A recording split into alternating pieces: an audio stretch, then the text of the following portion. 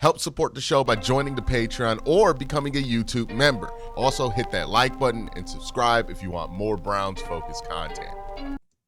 Let's talk about some of the other stuff that happened in this preseason game, right? Because it wasn't just quarterback play, even though quarterback play is what we've just spent the bulk of the time talking about. There were other things that happened in this game as well, right? Other players that stood out in this game. If I'm talking about the Browns in total, I'll start with the bad because most of this video is going to be good. The only thing I walked away from this game that I was concerned about before it, that I walk away from this game being even more concerned about, is slot corner. Slot corner, I ain't buying that we got one. I don't think our slot corner's on this roster. Cam Mitchell is getting cooked out there, man. I don't know what it is. Maybe there's a such thing as a year 3 slump for corners because the same thing happened to Martin Emerson. But, man, I'll watch the tape. I'll watch the tape. But what I saw on broadcast was very underwhelming from Cam Mitchell. Very underwhelming. Whether he was in the slot, whether he was playing outside corner, it was barbecue chicken city all day. You know, the only reason he didn't give up a touchdown is because Ted McMillan dropped the pass. That's really it. I am not very excited about this slot corner room. I think somebody just mentioned that I ought to be concerned about kicker. I am. I don't think the Browns care. So, you know, I just got to live with that, right? Or we're going to have to shit on them when that time comes, right? Because they don't seem concerned. Again, I asked Bubba if he thought it was a competition. He does not think it's a real competition. It's obvious because the other guy didn't even kick today. So, anyways, kicking aside, which I am concerned about, I just don't have any belief that they're going to make that better. Corner, they can do something to get better. I know people are high on Miles Harden. He wasn't much better today. The corners that I thought looked good today were like Tony Brown. And Tony Brown's an emergency corner, right? He's not really somebody who's supposed to be like an every down starter for you, but we're desperate and he might have to be because he was the only other guy out there that looked like he knew what he was doing. So yeah, I'm very concerned about slot corner, and I'm at the point now to where I think this corner room's going to look very different after the 53 cut down than it does before because it ain't where it needs to be at all. It is not anywhere close to where it needs to be. It is a glaring weakness on this defense. And I would hate to see the dominance that this team projects to have on the defensive line be cooled off because Cam Mitchell is barbecue chicken out there, right? And I know people got used to shitting on Greg Newsome. We're really about to find out just how good Greg Newsome was when we see Cam out there because it just has not been good. Maybe it's just a rough patch in camp and he looks better by the start of the season. I'm crossing my fingers if that's the case. But, man, if the Cam Mitchell that we've seen the last 2 weeks is the dude we got starting week 1, if you bet the over on Jamar Chase yards, okay? Because it's going to happen. They're going to isolate Jamar Chase to that slot, and they're going to cook. They're going to cook on that one, you know? So, yeah, not in love with that. Other than that, somebody mentioned kicker. Dustin Hopkins looks shaky as hell today. They just gonna let that go until he kicks himself off the team. It's a K. York situation again. He's gonna have to kick himself off the team. There is no competition. The kicker the Browns bring in, if he kicks himself off the team, is probably playing for somebody else right now.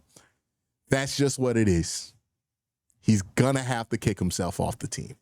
And I don't know if he's gonna do that in the preseason, but he might. He missed the extra point today, so not great. That all being said, I thought we saw a lot of good stuff in this game. Let's start with the rookies real quick, right? Mason Graham, he was getting double teamed all day. That makes sense. 5-on-4, right? You're rushing your baseline. Somebody's going to get doubled. It's going to be the 5th overall pick. I thought he did a good job handling those double teams, still getting pressure, still getting push on the line. The defensive line in general did a really good job getting pressure. They got a sack early on Bryce Young. They did give up a touchdown to the Panthers' first team unit. I don't think that touchdown would have happened on the Browns' first team unit because I don't know if Tech gets that big play on Denzel Ward, and I don't know if Bryce Young gets all that time with Myles Garrett out there to score that touchdown. So nothing I was really concerned off. I really thought the second team defense held up pretty well against, the Panthers' first team offense. So, yeah, I was pretty impressed with that. Carson Schlesinger was flying around the field, making all kind of plays. I think he got like 2 TFLs. Yeah, the guy's good, right? Mason Graham, Carson Schlesinger, those guys look like they're going to be so good you forget about them sometimes. Like you take them for granted because you're like, oh, yeah, they're good, right? They're good. I don't think there's anything really to worry about that on that front there with those two. I thought they looked pretty good while they were out there. We really didn't get to see that much of Deontay Johnson. I think the only time he got targeted, the ball went off his hands. So that was unfortunate. But we know what Deontay Johnson can do. The question is, can he mentally be at the place he needs to stay on the team? But other than that, there's really not that much to be concerned about with him. I mentioned Tony Brown. He looked pretty good.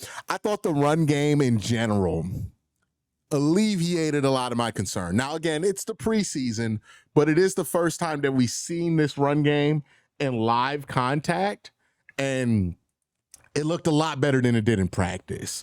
And for something like the run game, I'm going to care a little bit more about the preseason than like what you look like in training camp. The Browns, let me pull up the team stats here because I thought they had a good amount of rushing yards. Where were they on rushing yards?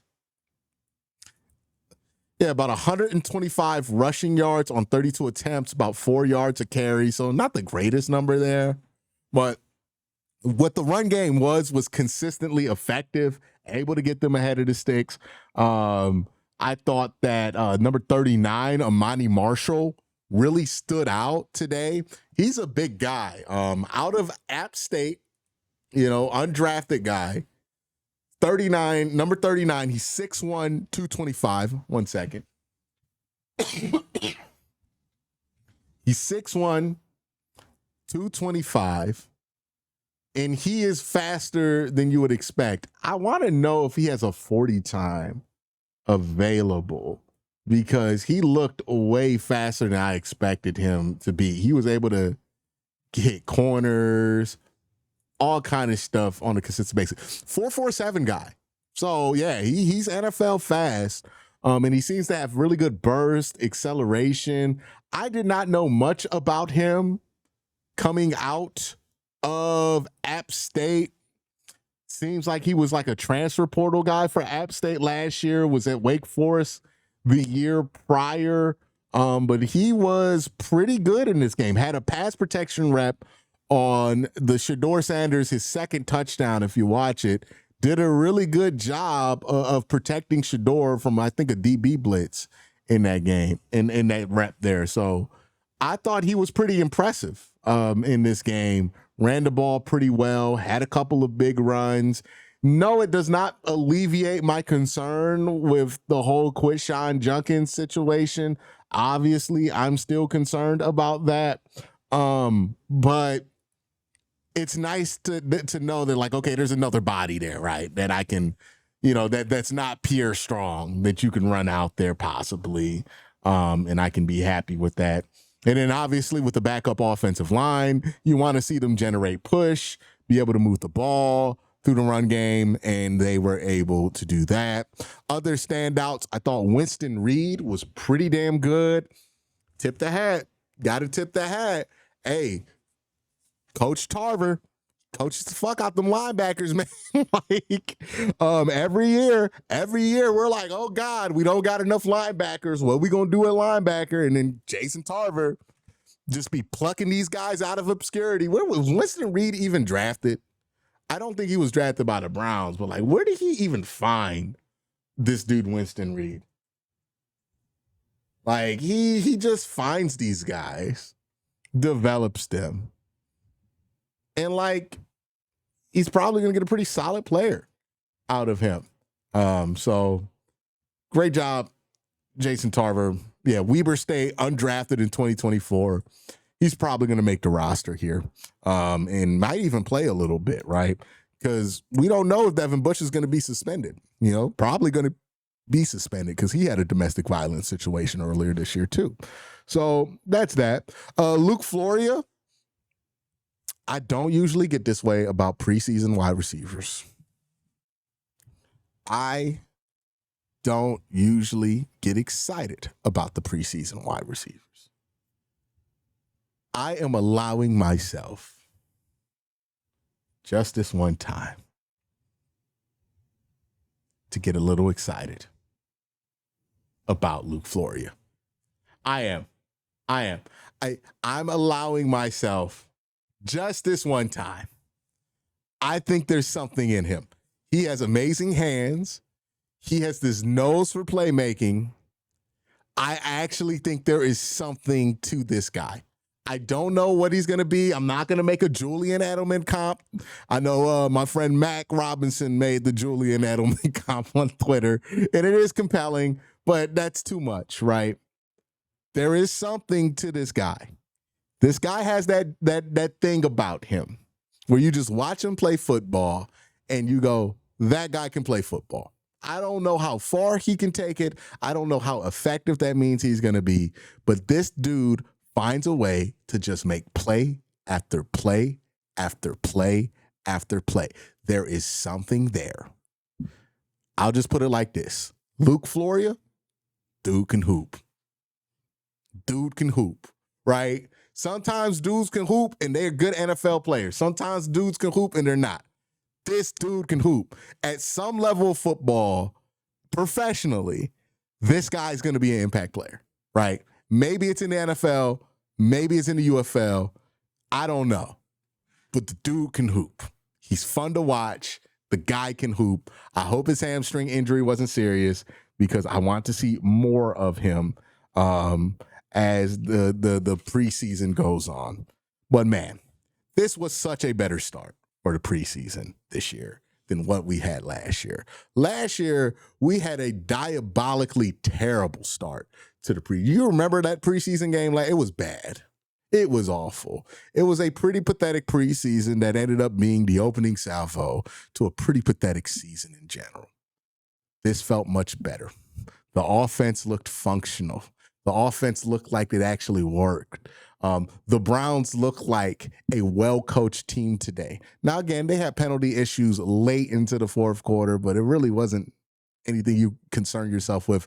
Those aren't guys who are going to be even on your practice squad for the most part. And there was concern about like procedural penalties in the joint practice. That did not carry over to this game. The Browns look like a team that has a good coach on both sides of the ball.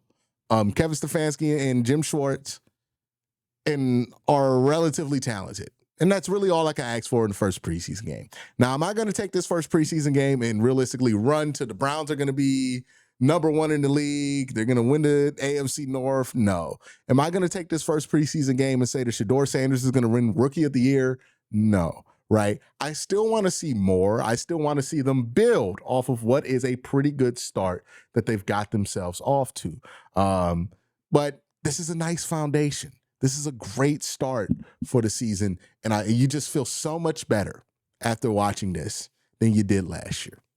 And that's a good sign, right? We don't have to do the whole arguing about whether this matters or not, the preseason, this or that. We can all just say, hey, look, we watched the Browns play a preseason game, and we're pretty happy with what we saw. That's where we can all start our conversations with. Nobody has any right to be angry about this preseason game. The Browns didn't turn the ball over once in this game offensively. Like, they played solid, sound football. The kind of football they're going to need to play to win as many games as possible this season. That's a good start. Let's see them build off of it. Let's see Shador build off of it. Let's see everybody build off of it, right? Nobody makes the Hall of Fame after one preseason game. Nobody has ever gotten an automatic bid to the playoffs for winning a preseason game. Nobody has ever won their division off preseason games. So obviously there's a level that I'm not going to take it to. And it's my job not to take it to. You want to be excited about this? Please do. Don't let me stop you, right? I'm just saying, I have a responsibility not to get that carried away. But this was a great start to the preseason. Want to see them continue it. Want to see them build off of it. But this is a great start. You are not crazy if you're a Browns fan if you watch that and you feel good. Hell, if you feel great. You're not crazy if you watch that. Now, again, I want to go to Vegas and bet the over or go to Vegas and bet the Browns to win 12 games next year or something like that. But I would say if you feel good, then feel good. Watch those highlights, you know.